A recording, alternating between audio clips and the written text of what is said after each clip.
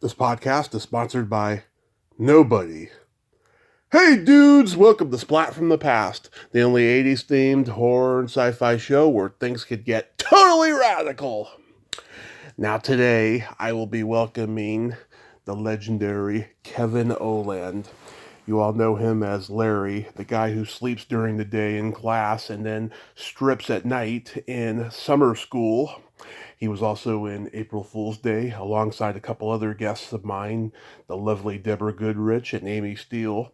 He was also on a couple of short-lived shows with the word super in them, Super Carrier, Super Force. He guest starred on a lot of shows, and he's done a lot of movies, and he has a production company. Um, it's called, got it right here, Unified Film Organization. And we're going to talk about all of that stuff today, and it's going to be spectacular. Been trying to get in touch with him since last year, and I finally did, and it's going to be awesome. There's just no other way of putting it. As April wraps up, it is going to only get better. The world is starting to get better. Places are starting to open up, and sanity is starting to ensue. So, here is my interview with Ken Olandt.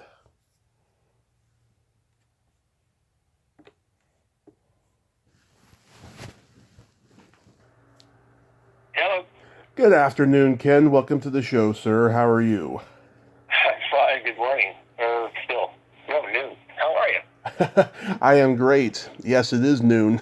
I know it Yeah. still feels like morning in a way. This is such a great honor. Thank you for taking the time today. My pleasure. Yeah, my pleasure. Yeah. Honor's mine. So, going back in time, I was reading that you were originally on the trajectory of advertising and illustration. Did you want to draw comic books or get into animation or something like that? Yeah, well, so I went to the Art Center in Pasadena, which is a college of design. It was designed or constructed under the idea of the Bauhaus in Germany, which would equate artists with craftsmen. So there's lots there at that school. My major, was advertising illustration, which was geared for storyboarding, if you will, and at the time along the lines of, say, novel covers, not so much illustration, but more advertising application. It became the dead major, Yeah. primarily because, computers came along, and then you had the ability to create imagery without having the ability to draw.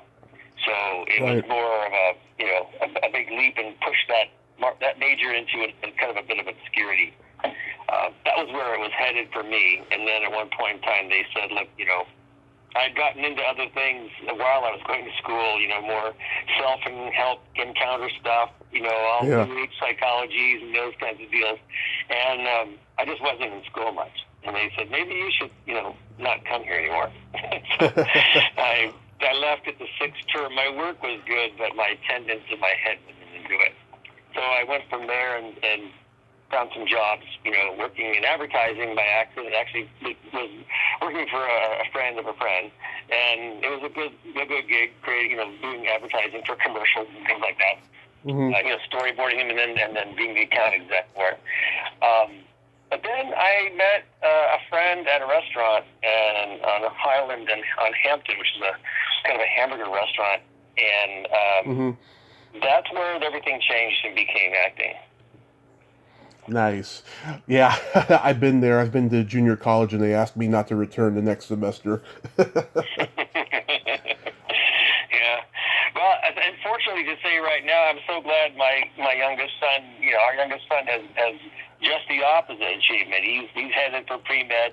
He's been voted the most outstanding student of the year and won this coveted William Oliverius Yeah. scholarship. So he's the absolute opposite of the old man. Oh, congratulations. I mean, it's such an insane time right now. It's good that your son got that.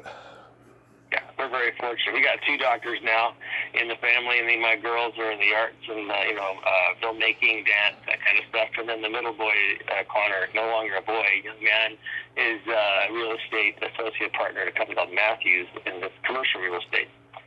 So everybody, all graduated from great colleges, UCLA, USC, Pepperdine, and so forth. And so, yeah, they're doing really well right now. Oh, that's wonderful. Yeah. So you were raised in Canada, but born in Richmond, California? Right. So my dad worked for the Standard Oil Company and was often, traveling, not traveling, but you'd say do a time here troubleshooting an oil refinery. He was a petrochemical engineer.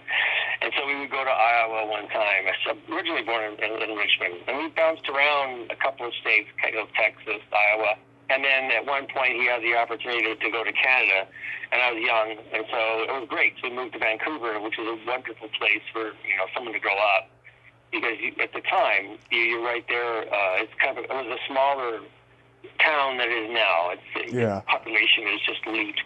Right. So, but we had Grouse Mountain right there, to go skiing after school. And I played hockey. You go to winter clubs, which are, sort of for the whole family. They have curling, tennis, swimming, badminton, all these, and hockey and skating, figure skating. And it's a place for the whole family to kind of meet. They don't have that in California so much.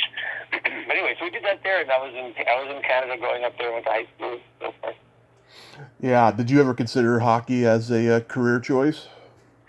Yeah, I wanted to. That was my whole passion in life, was to play professionally. And I never got, scouted. I never had the only. Here's the good news, Tommy. Yeah. After being an actor, I got onto these celebrity hockey deals. Where you go for charities and so forth. You get to play the alumni of some of these professional teams. So I got to play with my heroes, and skate with them on the ice. And my claim to fame is where Phil Esposito asked me who I skated for. He says, "You skate so effing well. I mean, good." So he corrected the wrong word. But it was just, that was a big treat to go, wow, that's really cool. Phil Esposito thinks I'm all right. So I got to play with all my heroes growing up, and then got to know some of them later on personally, playing later in more younger guys like Chris Pronger and Luke Riptide, these guys later on in life. So I've always kept a hand in skating, playing. I still play. Mm-hmm. My middle son was in between sports at football in terms of sizes. So I took some time off and I coached him in hockey. And now that's something he and I enjoy especially. We can still go out and lace up and go skate for a while together. So that's fun. Oh, that's so cool. Did you ever meet Gordie Howe?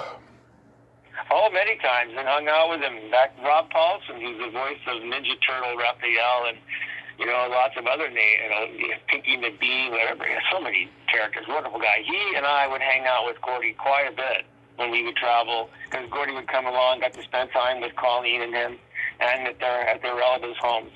One time, Dave Coulier from the show Full House and I were on the ice at Minnesota with Gordie, and we were just taking shots from center ice and seeing who could hit the post. And as Gordie left and skated in the corners, Coulier looks at me and says, "Goosebump time." Here we are with Mr. Hockey, just the two of us. So we've had some. Acting has brought me some amazing gifts of opportunity, no question. Mm-hmm, absolutely. I mean, you sound like you've been blessed. So you meet the legendary Harry Gold, and that leads you to acting. Were you nervous at all? Because that was a pretty big leap from where you came from. No, that wasn't. I felt very comfortable.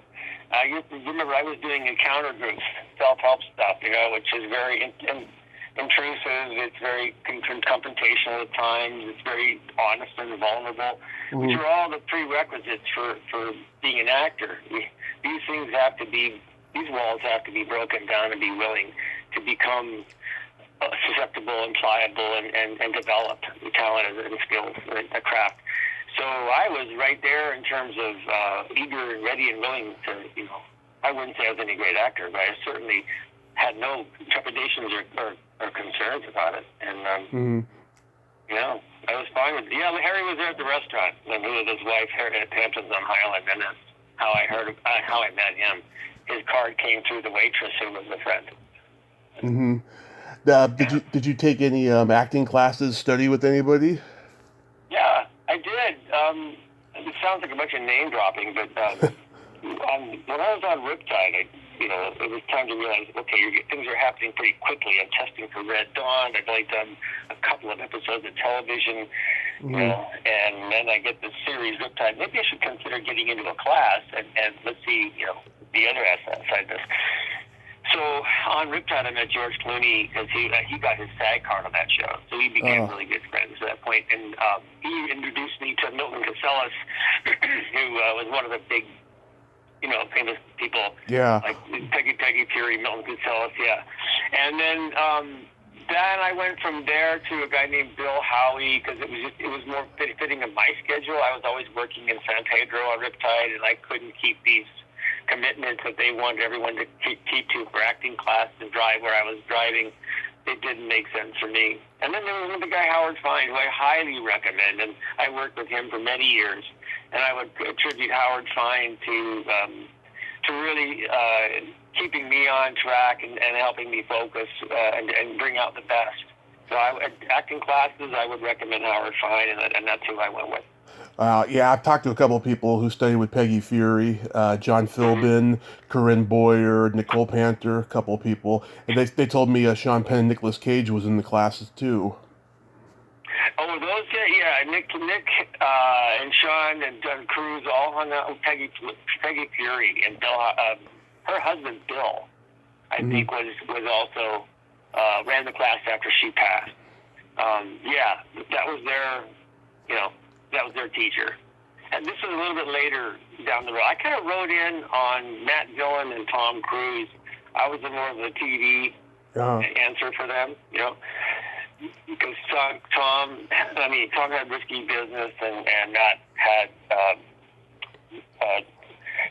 the Outsiders, right? And then he was coming along, and I kind of looked, I guess, enough like them, and I got in on that opportunity. Oh, that's so cool. Yeah. So you read for a role in Red Dawn. What was that experience like? That was an amazing experience from the standpoint of how it just went so fast. So what happened is I had read for a role called, I was Scotty the male prostitute on a show called Matt Houston.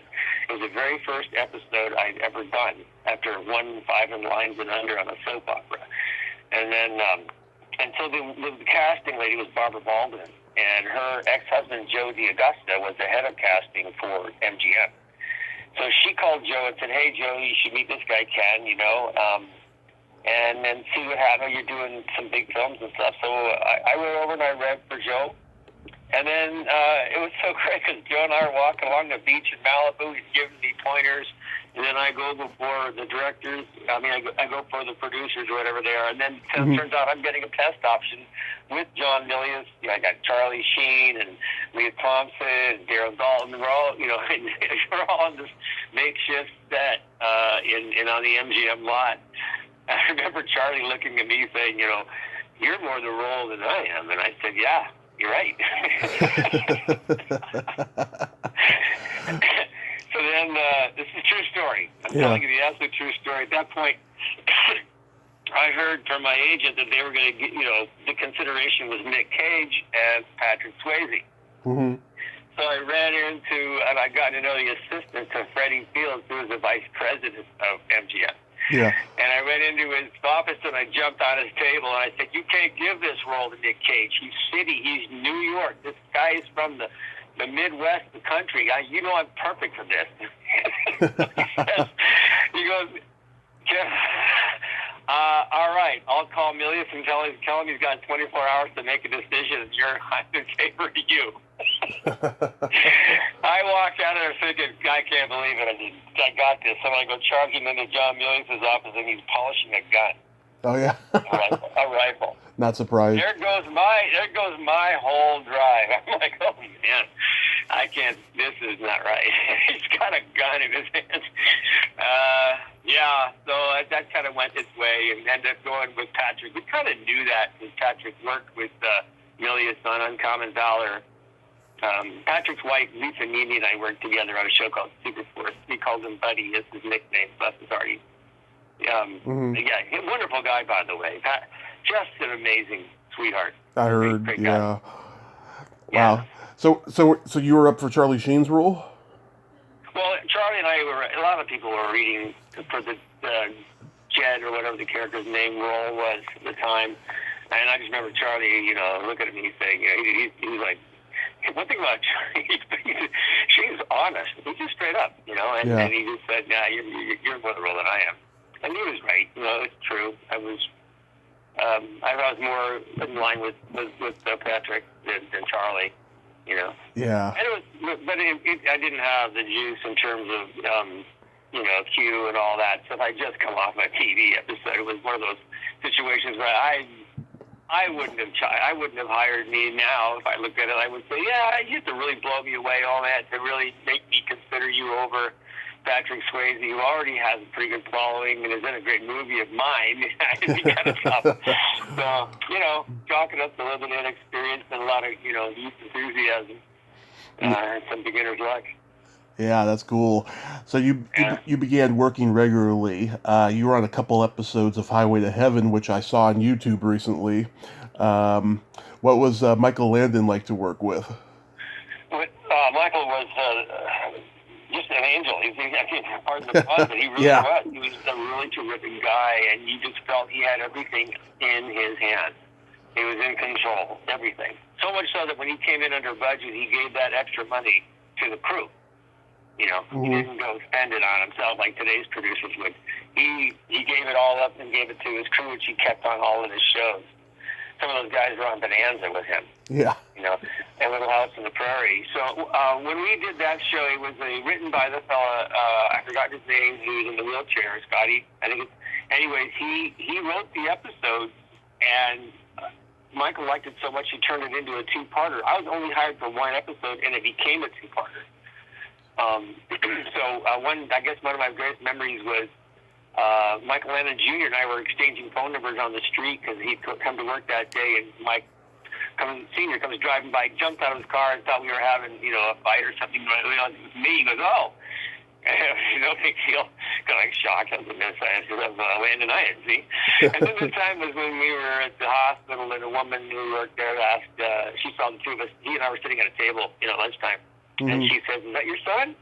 And he looked at me and held a pause and smiled and looked at her and went, "Yeah." The thing about Michael, he loved jokes. And he would tell a joke, he'd stop production for a joke, but it better be a good one. Because if you don't have a good joke, then that's it. You're not going to get another shot. Yeah. So, he was a really tight-knit family. A good guy. Yeah, another guest of mine was in that episode. Back then, she was known as Bobby Block. Now it's Samantha Paris. Oh, I remember Bobby. She was my girlfriend. Yeah, she was saying a lot of good things about you when I talked to her last year. And, she runs a very successful voiceover school in San Francisco. Oh, wow. Good for her. Good for her. Yeah. I have to look her up when I go through there on one of my tours. Oh yeah, she has. I think it's called Voice Tracks or something. It's a website. Yeah. Okay, I'll reach out and say hey. Then you got a recurring role on Riptide, as we mentioned before. How was that experience? The recurring role on Riptide was. It was a real good opportunity to learn what series television was like on one end. On the other end, coming into a show in the mid-season, in the middle of its run of 3 seasons, just 400 shows, can be awkward because the guys on that show, particularly the two leads, Perry and Joe, didn't see me as necessary. They didn't like the idea of a little thunder being stolen. So they made life a little difficult for me on the show. Nothing horrible that I couldn't deal with at all. It wasn't terrible. It just was, petty shit. And you find that stuff in the industry a lot, is that there is that kind of weird attitude towards people and other things that are so it was the experience itself, working on the show, driving down there and doing the show was cool. It was fun. I got, on we were number 4 in the rating, so that gave me a lot of clout to be, options for offers for episodic television, and then write and do other things. So I would say from that it was very well done, and I love Stephen Cannell and his family. They were wonderful, and I think he passed away a while back, but he continued to stay connected with me and hire me for other things, and we became really good friends. He was a brilliant writer. Yeah, he was a brilliant writer, that guy. Prolific. Mm-hmm. Yeah. Very prolific. Good guy. Yeah. You guest starred on V. That must have been fun. He was cool. Yeah, Kenny Johnson, who also, that was his show. He ended up directing me also in Jag, which is pretty cool. I have a little sort of pattern there. A little bit of trivia. My character, Nigel, is lying on a table, as you recall. I was going to be sacrificed at one point. And I had this gigantic lucite sword that they were going to use, which is a sharp end of it. And somebody laid it down with the point end up against the table. And they called for, after a few scenes, they called for lunch. And I rolled over to get off the table, and I impaled myself on this thing. It's like, it's a bit of a true life experience here. What the heck? It was like a big jab from this thing into my side.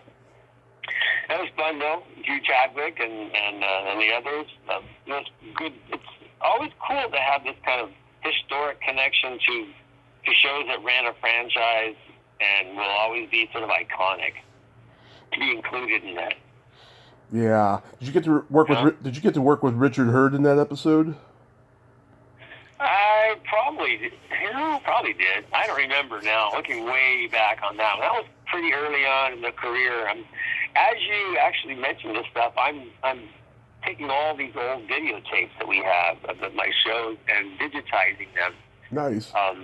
Just because my kids, a lot of them, they've never seen the stuff I did so far because they weren't born. They weren't around for a while. So now it's kind of like, wow, you did all that. What is that stuff? That was television back then. Yeah, making a demo reel for the kids. Yeah, it's pretty cool. So how'd those April Fool's Day come to you? April Fool's Day came around about the time, I think I was on Riptide, and I was leading Riptide. I had a meeting with Stephen Cannell and just said, this is around the time of negotiating for the 3rd season, and he said, Ken, you can stay if you want. No one's asking you to leave at all. We love having you, but if I were you, I'd be doing, movies. Because guys like Michael Pare and other people, they were all happening, and I was in that, ilk. Yeah. So, and he was right. You don't want to hang on to a show when your stuff's going to be kind of like so. If you have a shot at that time, that's something bigger, And so I agreed with him, and it was tough to say that to Steve, but it's like, yeah, this is a good thing. It's been wonderful. It's good money. You're a star. Blah blah. But yeah, let's do this. I did. So and I read for April Fool's Day and got it, and that was really cool to shoot that. I grew up as you say, Vancouver. Vancouver Island was where we did this one, the Corny Mansion, and an ensemble piece. And this was all brand new to me and exciting. So it was really cool to be on this event, and and have Amy Steele and I carry the half of the movie from the halfway point on, and Fred Wallen was. Now you're working with real film director writers and and actors that are predominantly film actors. I don't think anybody on the show except for, I don't think anybody had done television in that cast, really. They all came from features. So when you're on usually a feature as an actor at that time, you're on something where money's being put into it, and you're treated with respect, and you get more opportunity to do stuff. Whereas, that was before the era of super low budget. This was a low budget comparatively, but it wasn't that low, really. I think a $5-6 million production budget is, not really low for an unknown cast. It might be even more than that. I don't know. Leprechaun was around that time. Leprechaun was around that price range. Yeah. So, it was great. It was a wonderful time. Did you know? I got so many stories. I would burn up your time here with all these, 35 years of trivia. I love stories, Ken. I really do. Did you know any of the actors beforehand? See them at auditions or anything? No, I didn't know anybody at all. And we all and what's funny is when you get onto a show, especially on location, people become their characters, or maybe their characters are so much like them that the relationships seem to jive or flow in the same direction. There were headbutts, there were comments, there was all these things going on the undercurrent of that show. It was interesting. Particularly on April Fool's Day, though, there was a couple scenes that never made it in the movie. We shot like 3 endings, but the one scene where I come out of the boathouse, with Kit after we were making out on the floor and Griffin's body floats underneath us, and I jump. We cut to the outside, and I come running out, pulling up my pants, and I jump in the water and swim, 20 yards, whatever, to the boat that's out there. And then they cut and supposed to go pick me up, because this is October in Vancouver. That water is like 58 degrees, 55 degrees, and there's a bunch of man-o-wars floating. These are jellyfish. So I come running out, my pants are hanging down. Walton goes, "Nice touch, I like that." I jump and I swim. They yell, "Cut!" And then somebody went out there in the Zodiac to get the boat, not me. And I was like having to swim back, hitting hypothermia.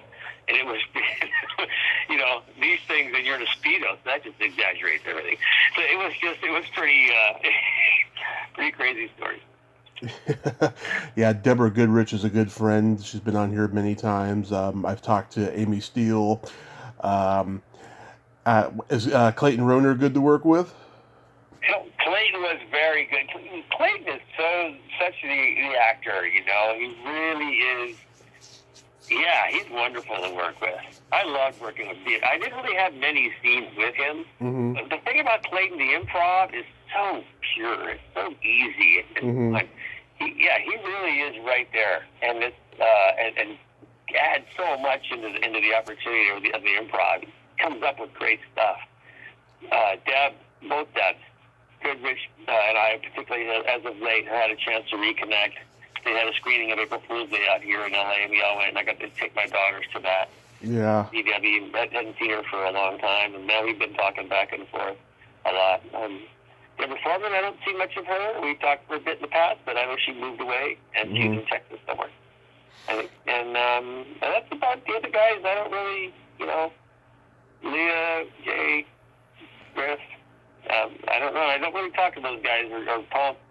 I haven't seen them. Tom's pretty funny. I see him once in a while on FaceTime or on the the social media stuff. But I don't hang out with these guys. Yeah, he must have been cracking everybody up on set.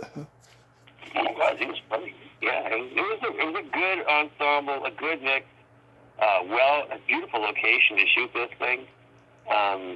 It was a great time. Yeah, Paramount, they were doing a couple ensemble movies with 3 endings. This and the movie version of the board game Clue. During that time.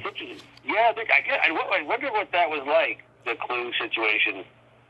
We had one, the one that made the movie obviously is Leah and Debbie, doing a little bit in the bedroom. But then we did one, we were outside with a bonfire. Yeah. A full, the song Mama Told Me Not to Come. I think it was it. Yeah, there was another one. I can't remember which. Yeah. Then you do the classic Summer School. That must have been fun working with Carl Reiner.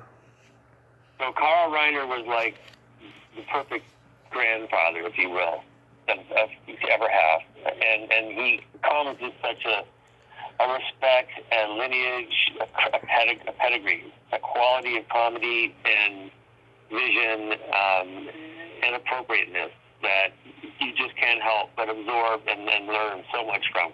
So we're on the set, and he ran over Halloween at one point, and he had 3 mariachi bands come out, and he wrangled all the motorhomes around, or whatever they were, the food wagons, and everyone dressed in costume.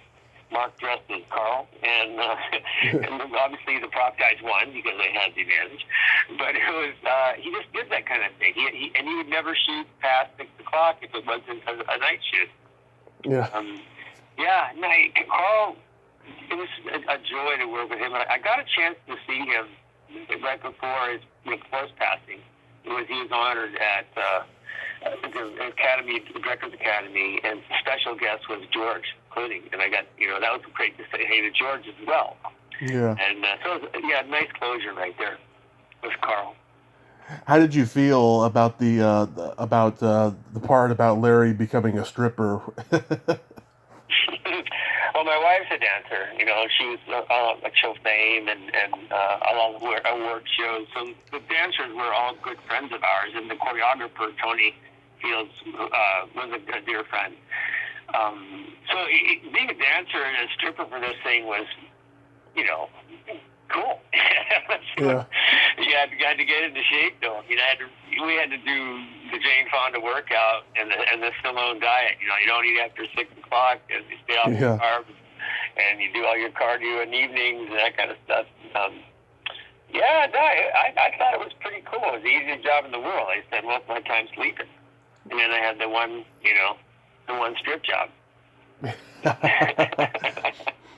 The cool thing about that movie, Tommy, is that this became like Porky's is for my generation. Yeah. This is the era of a lot of the pro hockey players who are now in their late 40s.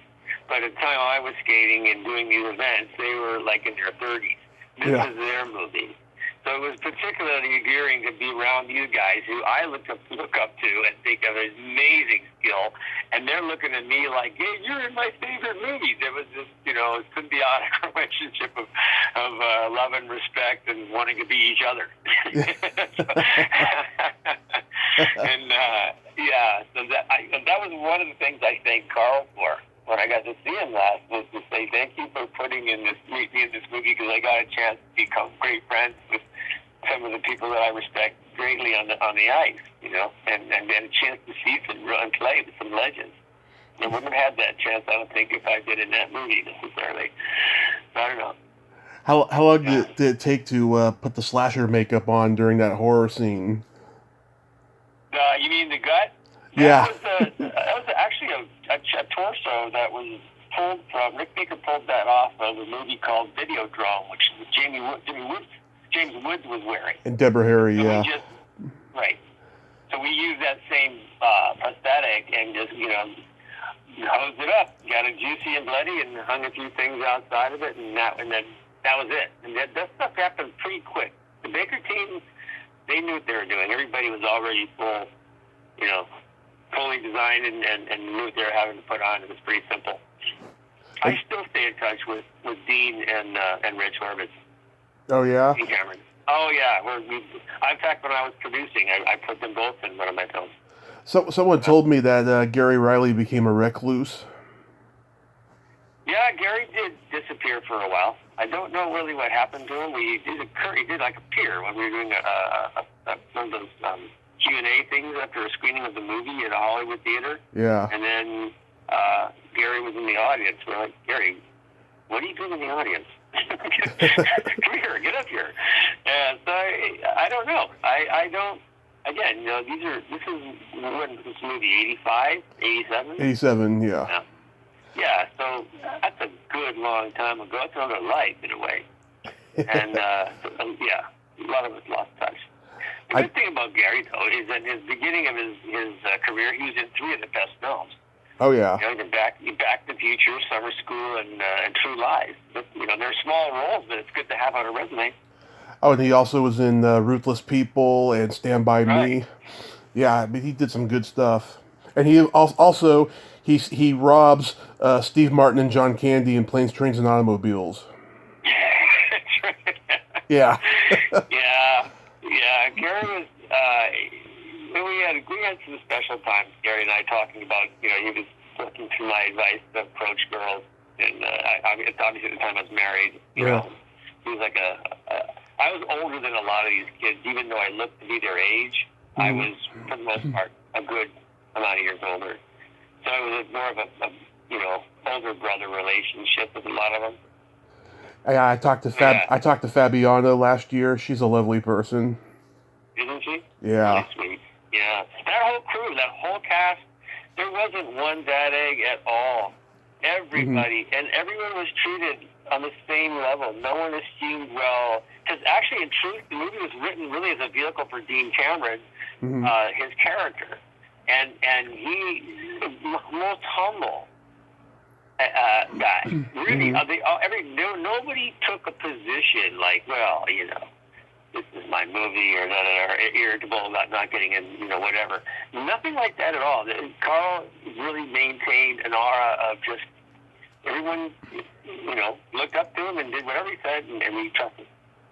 Well, I'll tell you this. Chainsaw and Dave was originally going to be in Jeff Franklin's previous teen movie, Just One of the Guys, but they thought that the horror tone did not fit the movie, so those nerds in that movie got changed to sci-fi nerds. Did you talk with Jeff? No, I talked to one of the sci-fi nerds. Told me that he says, yeah, originally it was going to be two horror guys, but then they ended up in his next movie, Summer School. Yeah, Jeff is a great, funny guy. I remember running into him and Dave Coulier at the Jerry's Deli here in Encino. And I didn't realize it at the time, but my character's name, Jeff told me, he says, your character's name is Larry Kazamias, but it's really written Kiss of My Ass. And that's really? What was supposed to right? Yeah. I never realized that. Kind of got missed, I think. Yeah. Right? I don't know if Mark delivered it right or not. Because I was looking back, Larry Kazamias. Yeah. I don't know. It was one of those things. Maybe Carl rolled it back. You know what I mean? Maybe. He did summer rental and he avoided nudity and all those kinds of things. He kept it all family friendly. And I think that's really why that didn't come out, because Carl was more like, this is where we draw the line on stuff like that. We don't get something that the 10-year-old to 8-year-old shouldn't hear. The only real vulgarity in the movie is when everyone's, going off on a swearing tangent until Kirstie Alley comes into the room. That's like the only one. Yeah, that's about it. That's really true, yeah. And even then it's done so comically, kind of like, not really swearing, right? They didn't really use 4-letter words. They used, as I recall, right? They used, I think when Richard goes, but. Oh, he says, damn it. He says, damn it. Damn it. I said, damn it. Oh, man. There are so many Eek impersonations on the set. Yeah. One of my best memories is sitting there with Kirstie and a couple of fellas, Jeff, I think, from the Transpo, and we were just sitting there. We were trying to. Patrick might have been with us, Leprechaun. We were trying to do that thing where you eat 10 saltine crackers and whistle in under a minute. Just covering each other in crackers. It's really funny. Yeah, I love it when you're studying and Kirstie Alley's next to you and you put your hand on her knee. Yeah. Oh, man, I remember her in the Star Trek. Was it Voyager or Star Trek II, The Wrath of Khan. Oh, yeah, gosh. She was just striking. She was so cool. Very fun. That's, again, so many good people on that show. Everybody was really wonderful. Yeah. How was it working on Gunsmoke Return to Dodge? Oh, man. So Vince McAfee directed that show. And Vince had hired me for a couple of Simon and Simon episodes. And this rolled around. And we'd become friends. I mean, he invited Janine and I over for dinner at their house. I think my wife knew his niece, his daughter in gymnastics. And Vince was just very religious, very spiritual, very, wonderful fellow. And he and his brother Ernie were big directors. So he brought me in on Gunsmoke. And let me tell you how special this was. First of all, I remember growing up as a kid with TV dinners, watching Gunsmoke with my folks, right? Right. And James Arness and Amanda Blake. Now I'm standing opposite them in a scene. Yeah. riding the truck transfer up to the set with James Arnett. The very first day of this show, I'm in the full cavalry regalia, the whole outfit with the sword and the whole bit. And my first scene is to ride up on the horse into camera, and it's starting to snow now, and we're up in the Canadian mountains in Alberta. And my line is simple. It's like, well, he's out here somewhere, boy. Yeah. We'll find him. And then I ride on, right? Right. That's day one. And it's like, wow, it's going to be downhill from here, because I don't know what could be better than that. That just, in terms of pretending, to being in a situation to pretend like this is just amazing. And so that movie just every day became amazing, more and more amazing. Writing, getting to know these guys, shooting out. One scene where I ride up and I shoot at the bad guys, and then a shot hits me in the arm, and I peel away. Yeah. Well, my horse's head was right near the gun, and I had to, couldn't do it. Had to shoot. So I shot. Boom! The horse's head just goes directly left. And because the sound of the bullet was so loud, and he pulls me right out of frame. In comes James, pulls up his gun, and they're using what's called full squibs. So it's not a half squib. It's a real charge. He could kill you if it hit you, if you point it to your head like some people. He shot it twice, and he hit the C-stand each time, which is right behind the camera. I went ding, ding, Yeah. and he goes, well, there's two of them, and he rides away. That's like the coolest thing in the world. This guy, this old cowboy, 6'6", with a shoe, face like a, just weathered and rugged and handsome and all that stuff. It's just boom, boom. Hits the C-stand exactly, and rides away. Pretty cool. Yeah. How did you end up on two short-lived series with the word super in the title? Sounds like a disease, doesn't it? It sounds like super carrier, like I'm carrying a disease. It's the kiss of death, by the way. Yeah. Anything with super on it tends not to do well, I guess, or long. Maybe Superman, I don't know. But the first one was super carrier, and that was the year our first was born, first child. And it was like a Top Gun for television, around about the time of the Top Gun had just come out, and China Beach, the movie. Yeah. And so, right, and so then now you had, was that a series? It was around the Olympics. It was a series. Type of this stuff. Series, yeah? Yeah. Yeah, so I get the role of Jack De Palma, the Tom Cruise character of this show. Yeah. And the one scene that I remember reading the line to that, one in some of the dialogue in that scene, I delivered like Jack Nicholson, and they like that. At ease, boys, there's only so much admiration a man can take one day, And I got to use that line when I drove to set after our daughter was born. I got to step out of the limousine, and the crews are applauding me, considered one. I go, at ease, gentlemen, there's only so much awe and admiration. It's fun. That show is amazing to be on because we're on a carrier, we're on an aircraft carrier, 100 miles at sea, and you're staying in officers' quarters, and you're listening to the jets take off and land, and you get up there in the flight deck, and I got to hang out on the landing side offices, the LSO deck, which is right in about the middle of the ship, and on the flight, the landing deck, and you get to look up, and on your left is the tower where the air boss is, and then coming in are the jets, and you're all in a three-way conversation, these guys. And I'm just standing next to some guy about 12 feet to my right is a 75-foot drop down to the ocean. Yeah. So you gotta want to stay where you are.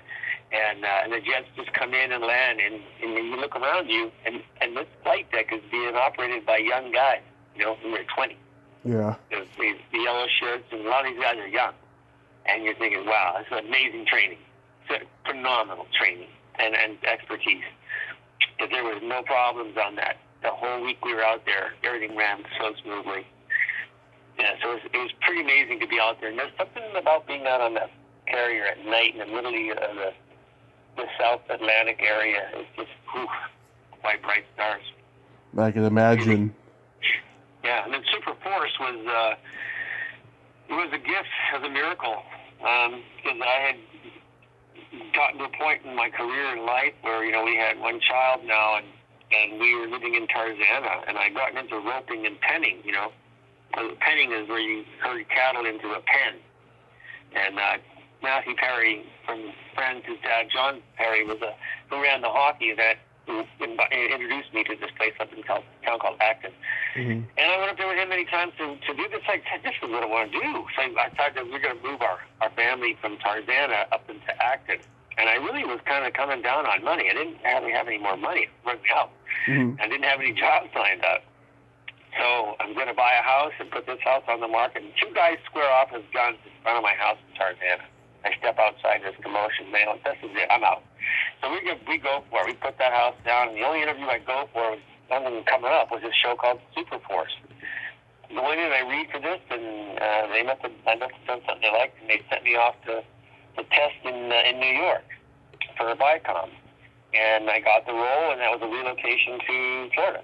So we moved to Acton and immediately packed up and kept our house in Acton and moved to Florida, where our second child was born, Kyle. And I got to be on this sci-fi cool show with a wonderful, co-star, Larry B. Scott. Yep. Yeah, and just terrific timing. It's talk about, being taken from a situation of, panic, if you will. But babies bring good luck, and there we were. On a new show now. And one of the cool things about that, Tony, was when at the grand opening, which is Universal was just opening up then. Yeah. I got a tap on my shoulder, and I look over and it's Andy Perkins, because he was there to commemorate the house from the movie Psycho. Yeah. And he says, "Congratulations, Ken." And I'm like, "Wow, that was thank you. That was amazing." I mean, now Anthony Perkins from Psycho is another wonderful memory that I have close contact and getting to know. Again, this is how lucky I've been over this time. So many people, Michael Landon, so many. So there's just about Ernie Borg guys, all these guys. Yeah. Yeah. That show ran 2 seasons, and then it was around about the time of the Gulf War, so that ended everything, and we all came back and moved into reality shows, and my acting career kind of went on a different path at that point. I was guest starring on 21 Jump Street. It was the show was written by a woman and who really I thought did a wonderful job at treating the idea of date rape and gave it credibility and a dimension of just appropriate reality. It wasn't dramatized or sensationalized or dramatized in any other way. It was really written out in a way that you had an understanding of these people and why this guy who's an overachiever, he himself is not a horrible person. He just didn't understand that it opened the door to a lot of these kinds of afflictions that people have that are autistic related. I did autism. So it was really sensitive and well done, and I loved working with Johnny and a lot of everyone on the set. I got to shoot that back in Vancouver, so it was in my hometown.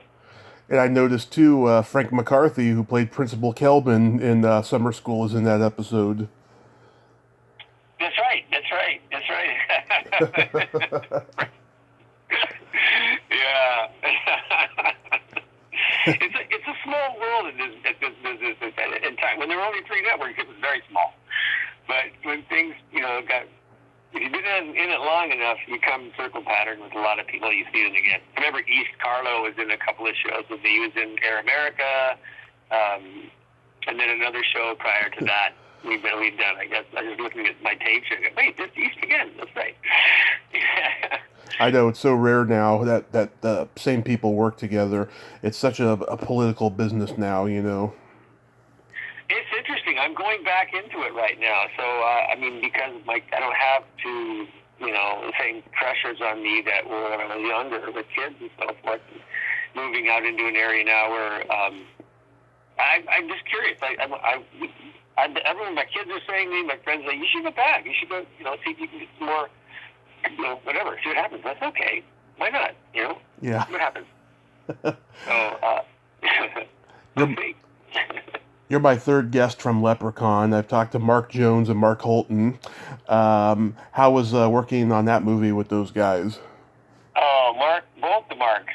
Mark Jones really funny guy. Yeah. I knew him from Superboy back in Orlando when I was doing Superforce and Superboy were like sister shows. Yeah. And he directed and wrote on Superboy.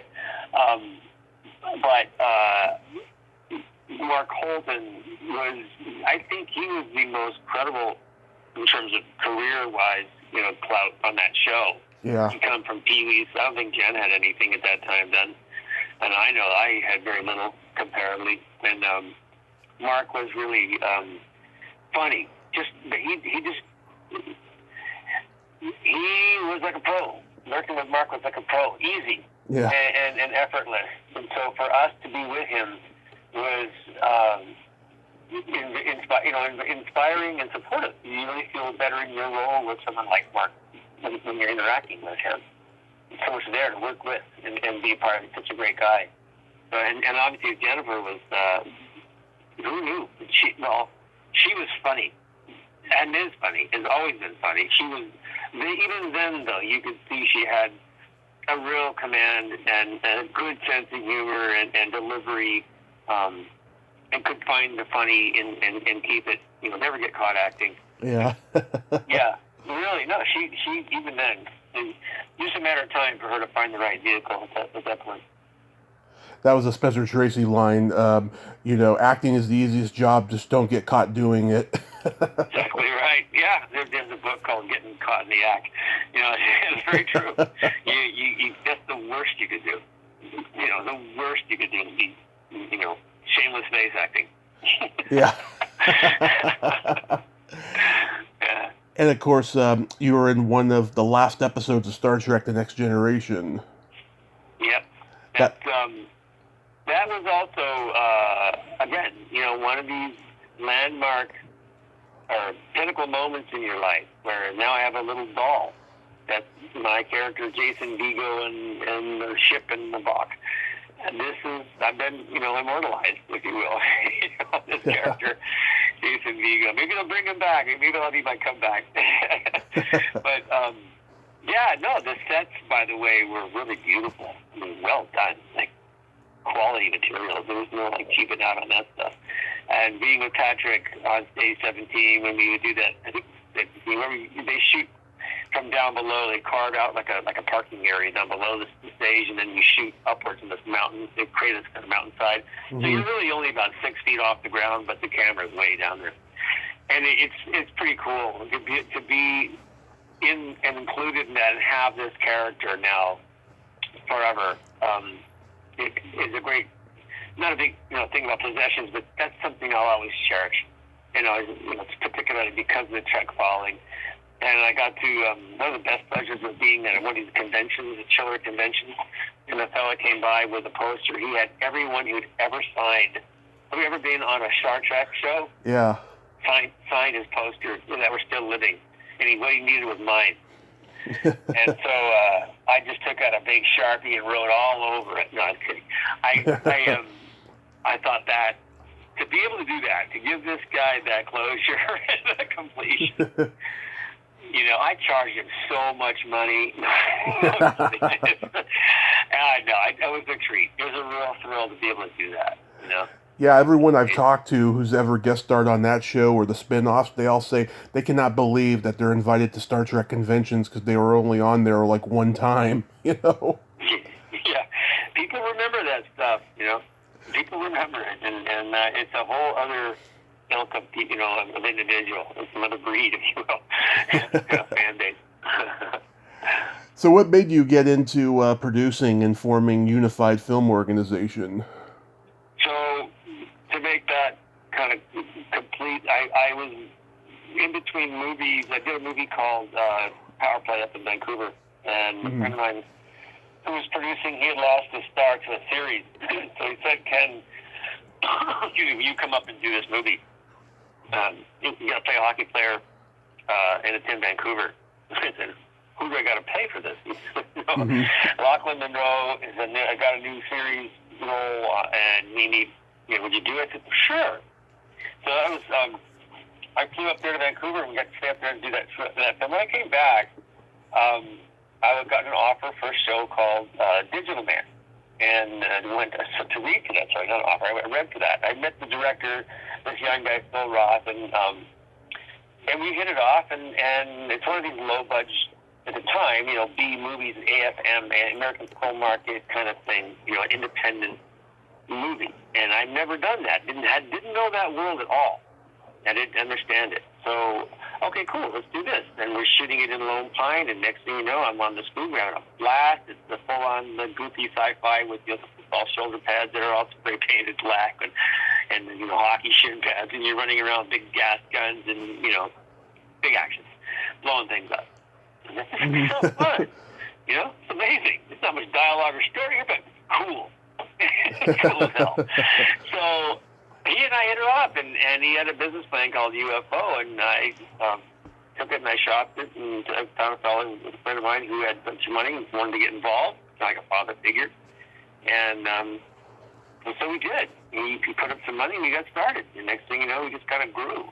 And we grew to the point where we could pre-sell the movies. And then once we pre-sold the movies, so I learned all about production. I learned how to be a producer, how to negotiate salaries, and that kind of stuff, and actors, and sell it. Sell the rights, licensing. There's actually licensing the rights. Yeah. You're not selling anything. Yeah, you're licensing the rights. So, and that's when that ran its course, and then everything moved to Bulgaria because that's where production was going. The big changes here on the side of the film industry. Not happily. It was better for the company, not good for me because I got all these kids and I ain't going anywhere. I'm not gonna. My kids were more important to me, my family, than any career move. I'd already had fame and doesn't hold any interest really, and all that stuff's kind of nonsense. So I didn't want to miss baseball games and barbecues and being with my kids and my family here. So they moved everything to Bulgaria and bought me out, and I got out of it altogether. Just basically did a few shows like Jag, and then I think the last thing after that was a show called Criminal Minds, where a buddy of mine who doubled me on Riptide was a stunt coordinator for Criminal Minds, and he had talked to he got me a little role. I said, hey, Tom, my SAG insurance, or whatever membership. I got something for you, so I get punched out, by a guy walking my dog. And then he had a better idea. He goes, hey, I got one here too, which is I'm going to try to go for an Emmy. You got to go on fire, though. I said, great. So they set me on fire from my waist down for this episode. And then I roll out of frame, and they pick up Tommy because he looks enough like me, and he's in full retard. He just keeps running. Yeah. And then he gets hit by 3 cars. So it was one of those opportunities. And then the very next morning, Janine and I flew to Cabo. To Costa Rica, actually. Yeah. So at that point, my acting is kind of like, that was about it. I was kind of moving out of the world. I was into financing, mortgages, mortgage financing, restaurant, that kind of stuff. And then kind of like, the kids are grown, we're downsizing, we're moving to all these colleges and stuff going on. And then finally my daughter says, Dad, why don't you come to me this commercial audition? And I said, so I got the family, I pitched the whole family, and they said they want us to come. Well, the family wouldn't come because they had things going on, rightfully so. So I just showed up. And I went there because I want to hang with my daughters, Madison and Taylor, and so we're there. And I ended up getting it. They dismissed my kids and keep me, which feels weird. So I get this Sprint commercial that airs oh yeah, I forgot about that. That kind of money is amazing when you look at these national commercials. Pretty good. And then the next thing was a buddy I play hockey with years ago was a part owner in a motorcycle company called Eagle Rider. And he said, Ken, you'd be a good tour guide. And I said, what's that? He showed me some videos, and it sounded pretty good. I was about ready for it, the whole world was coming apart. Financial crisis, global economic had really hurt us. And my wife had 4 hip surgeries, 2 full hip replacements, 2 labral tears. I'd taken in my deceased brother-in-law's son, who had nowhere to go, and was going in a downhill run. It was not good. So those things got corrected and leveled off, and then I said, I'll do that. I'll go do this. I need to kind of get my head into something entirely different, because it is like entertainment. It's service. You're putting on a show for people. You're doing something that's positive. And so I did that, and I did that for about 3 years, where I moved from driving the van to leading on the motorcycle, and we took people all over the world, all over the United States on these motorcycle tours. And so then, my life is now more mundane. not as thrilling. But you said you're trying to get back into acting, right? No, there's no try. Sorry. No, what there is anybody who wouldn't represent me would be an idiot. But and I don't mean that with arrogance. Yeah. Here's the thing: a lot of actors don't know what it's like to have a real job or be in the real world. They do, in one regard, as being a waiter or something like a salesperson. But to leave acting in that dream altogether, or that world of production, and just solely do a normal, regular role, regular job, it's a hard transition to make once you've been identified as a TV celebrity personality or feature film actor. It's hard on individual ego and identity to make that transition clean and quick. It's not easy. It's a challenge. You feel like, what are you doing here? You should be on TV. Like, yeah, okay. It's rough emotionally. Mm-hmm. But it takes time to do that. And when you do that, I discovered the reality of life. Good. That's okay. I'm now this, and I can talk about I was that. This is real. It's a great thing to accomplish, to get over that and become regular human with regular jobs and work in corporate, and not any issues or attachment to acting and all that stuff, ego-wise or identity-wise. Yeah. And now, bring more to the role.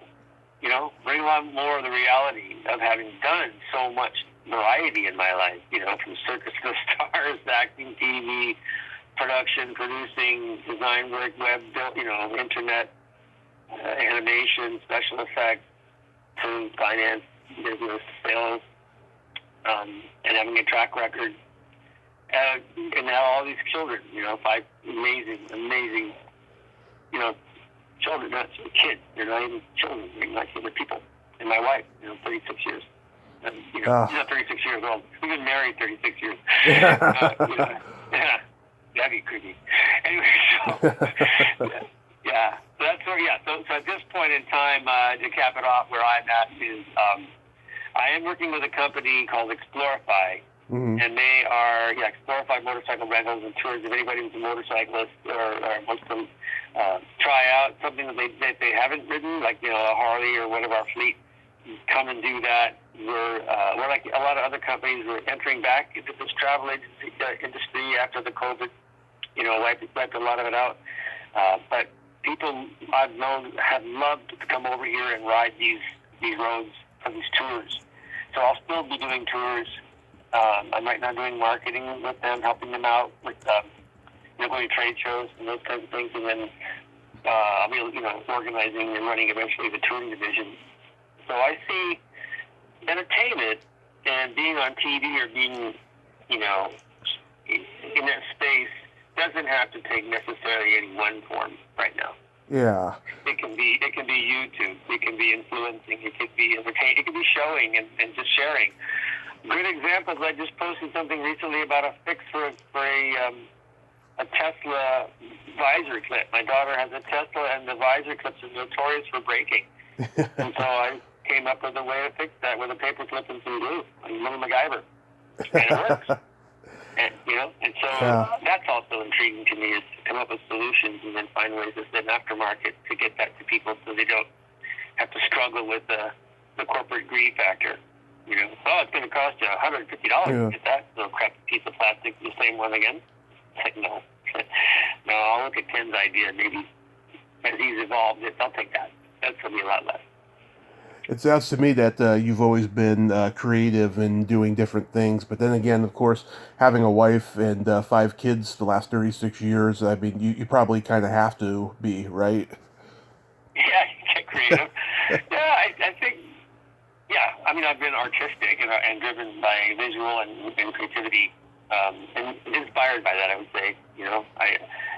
There's a book called Zen and the Art of Motorcycle Maintenance, which really saved my marriage back when I was doing Gunsmoke, actually. Mm-hmm. And the bottom line is that there's two kinds of people. There's the realists, and then there's visionaries.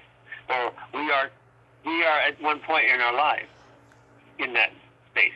And the two people together can be a formidable alliance and wonderful union. It's a great team.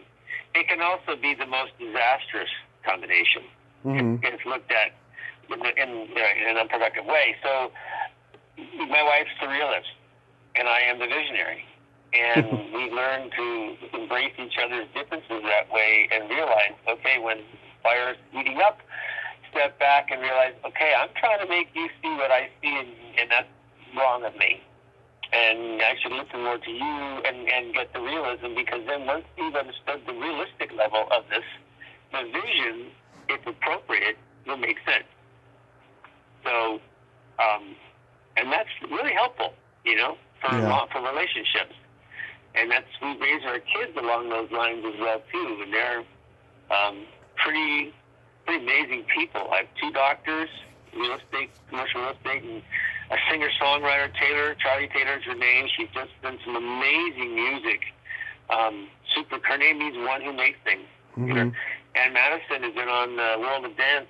She's if you look up on Instagram, so shout out to my girls, because they are just creative, amazing artists. And my son Carl, who is a doctor of physical therapy down in St. Clemente.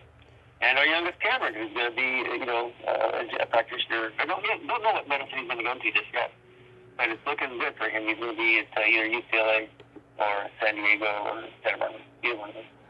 None of them want to be actors? Well, actually, no. I mean, Maddie might, because she could do it willingly. No, acting, it's a different world now. No. No. Why? Yeah. I mean, really, why would you want to be an actor when most of the young people, have such a short attention span? They don't watch movies and TV shows. They watch YouTube, or they watch Instagram, or TikTok. It's everything's immediate, and it's short-lived. Pop, pop, pop, pop, and it's terrible. Yeah. Because it's training people to be impatient, to when a real challenge to stick something out, to stick through with it, is not necessarily practiced. It's quickly, dismissed. On to the next thing. It's a bad habit. It's a bad way to go. It's a weird generation, for sure. What's that? It's a weird generation, for sure. Yeah, the transition here from this to AI and all that's coming down the pipe here is going to be, I foresee some wild news coming soon, with all these now released of these UFO type tapes. And, even our neighborhood here on Ring, they put something up, something that was up in their skies and then can't be explained and so forth. Now the CIA and media, all these kinds of things are starting, along with this, experience of the world shutting down. That's never had that experience of absolute quiet. Only you can hear nature and maybe the air conditioning units running. That's an amazing thing, to walk through the town and not hear anything. The city. So yeah, we're up for some interesting times. Absolutely. Well, Ken, you are certainly blessed, and I thank you so much for coming on today. And also, too, happy belated birthday. Thanks, Tommy. My apologies for not responding back to you earlier. I'm just not one who hangs out on LinkedIn and that kind of thing. And it's not even accurate for me anymore. So I really, it's too many social media, you should have one and then have other channels if you want, but I don't know. I'll have to figure it out. But so my apologies for that, putting you through some delay there. And yes, you're right. I have lots to be grateful for and thankful for. We've done a good job. I'm not rich by any stretch. My wealth is in my kids, that's for sure. I'm so lucky that they like hanging around with us, having us in their lives. Yeah, don't worry about the LinkedIn thing. A lot of people, you're not the only one. A lot of people have taken a while to get back to me on all social media platforms, not just LinkedIn. But yeah, I had a lot of fun talking to you today, and I hope you get an acting role soon, and all the rest of your creativity comes to fruition. Be safe, and have yourself a great day. You as well, Tommy. Thanks so much and all the best wishes for you and your channel. Thank Thanks you, for having sir. me. Absolutely. Bye bye. Well, there you have it. Ken Olandt. Ain't he a cool dude? What a nice guy, huh? Great guy. Great stories and passion for both his family and for what he does for work. It was great talking to him. Who would have thought that stripper at night and sleeper by day would be so creative? Well, until next time, this is Tommy Throwback Kovac saying there's no shame in living in the past because the present sucks. Later, dudes.